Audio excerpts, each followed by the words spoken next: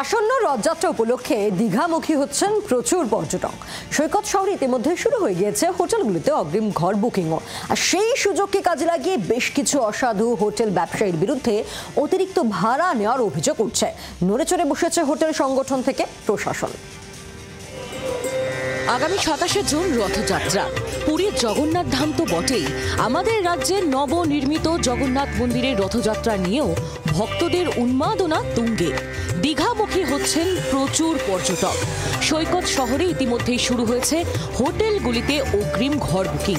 আর সেই সুযোগকে কাজে লাগিয়ে বেশ কিছু অসাধু হোটেল ব্যবসায়ীর বিরুদ্ধে অতিরিক্ত ভাড়া নেওয়ার অভিযোগ উঠেছে। অভিযোগ, যেখানে সাধারণ নন এসি ঘরের ভাড়া অন্য সময় 1 থেকে 1,500 টাকার মধ্যে, রথযাত্রা উপলক্ষে সেই ঘরের ভাড়া চাওয়া হচ্ছে 2 থেকে 2,500 টাকা। একইভাবে এসি ঘরের ভাড়াও বেড়েছে দ্বিগুণ হারে।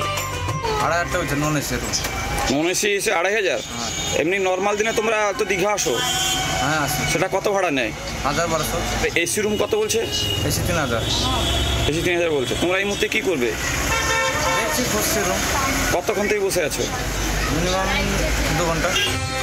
বিষয়টি নিয়ে কড়া অবস্থান নিয়েছে জেলা প্রশাসন এবং দীঘা শঙ্করপুর উন্নয়ন পর্ষদ।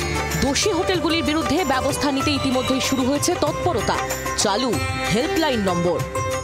আমাদের একটা হেল্পলাইন নাম্বার রয়েছে, সেখানে মানুষ আমাদের জানাচ্ছে। আমরা সেটা তদন্ত করে দেখছি। কয়েকটা ঘটনা ঘটেছে, যারা যারা করেছে পুলিশ সেগুলো ব্যবস্থা নিচ্ছে, যাতে না এইভাবে কাউকে ঠকাতে পারে বা বেশি টাকা আদায় করতে পারবে। আমরা সব এখানকার যারা সংগঠন যারা চালায় এবং যারা আমাদের পুলিশ সবাইকে আমরা মিটিং করে এরকম সেরা করছি। এদিকে হোটেল ব্যবসায়ীদের সংগঠনও বিষয়টি গুরুত্ব সহকারে দেখছে। প্রতিটি হোটেলে ঘর ভাড়ার তালিকা ঝুলিয়ে রাখা বাধ্যতামূলক। অভিযোগ পেলে ব্যবস্থা নেওয়ার আশ্বাস দিয়েছে হোটেলিয়ার্স অ্যাসোসিয়েশন।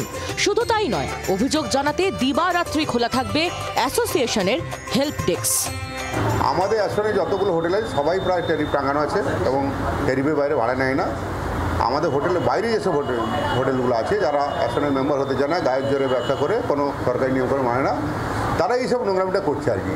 প্রশাসনকে বলা হয়েছে পুলিশও থাকবে, পঞ্চায়েতও থাকবে, ডিএডি থাকবে, যৌথভাবে একটা অভিযান চলবে। যারা এইসব বাড়তি ভাড়া বা পর্যটক ঠকাবে তাদের বিরুদ্ধে আমরা অবশ্যই ব্যবস্থা নেব।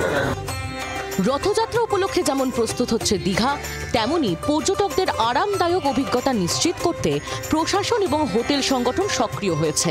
এখন দেখার পর্যটকদের অভিযোগ বাস্তবে কতটা গুরুত্ব পায়। ক্যামেরায় দেব মল্লিকের সঙ্গে কিরণ মান্নার রিপোর্ট, জি 24 ঘন্টা। বাংলার আওয়াজ, বাঙালির আবেগ, জি 24 ঘন্টা।